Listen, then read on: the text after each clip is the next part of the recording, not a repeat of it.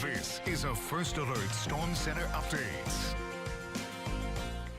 And checking in on the tropics, we still have Hurricane Nigel out in the central Atlantic, 100-mile-per-hour winds, currently Category 2 storm, very large eye in that storm, and it is moving to the north at 15 miles per hour. That is going to make a sharp curve to the northeast as it gradually weakens in the coming days, and it is just going to be making a long trek there across the open waters of the Atlantic. So Bermuda experiencing some swells from this, but other than that, really not affecting much of anyone. We're watching two other waves. One has a high probability of development. This one up to 70% chance. Could see that become a depression or a storm in the coming days. That is way out there, though, in the far eastern Atlantic. And a stormy area here off the coast might become a little better organized. We may see this become a subtropical or tropical storm here in the coming days. No threats to the Gulf of Mexico, though, for now.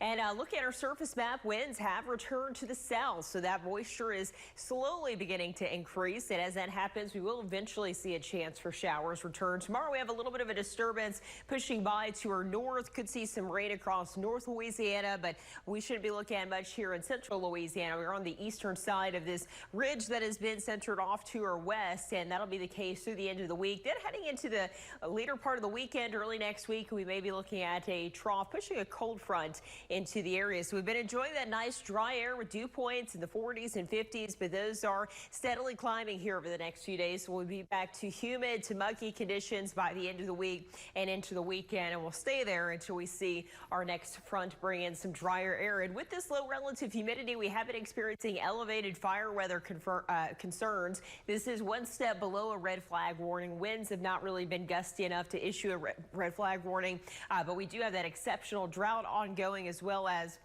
that low relative humidity. So we'll see this in place again for Wednesday, fire danger statement, and after that we should get a little relief as that relative humidity does increase. For tonight, near average lows, low to mid 60s here across the area, some upper 60s out towards Manny, Leesville, and DeRitter, and then still looking at those warm afternoons, low to mid 90s tomorrow, upper 90s here for the metro area, and that is above our average of 88 for this time in September. And look at our future cast, not a lot to see still. We'll have the possibility of a shower or two up around the I-20 corridor tomorrow evening.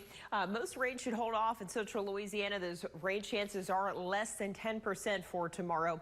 So not looking like we'll be seeing anything. And then heading into Thursday, we may see the possibility of an isolated shower, but still not looking at anything significant anytime soon in the rainfall department. So planning it for your Wednesday, mid 60s there early on, around 90 by lunchtime, and by 5 o'clock we're at 93. Winds continuing out of the southeast tomorrow at 5 to 10 miles per hour, and of course lots of sunshine here for your Wednesday.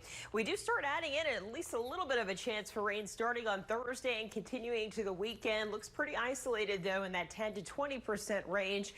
By the way, Saturday, that first official day of fall, and of course it'll be feeling more like summer here across central Louisiana with highs in the low to mid 90s. Slightly higher chance for rain, but still not significant Sunday into Monday as that cold front works towards the region. That if it passes through here by Monday night, we should have some drier air across the region.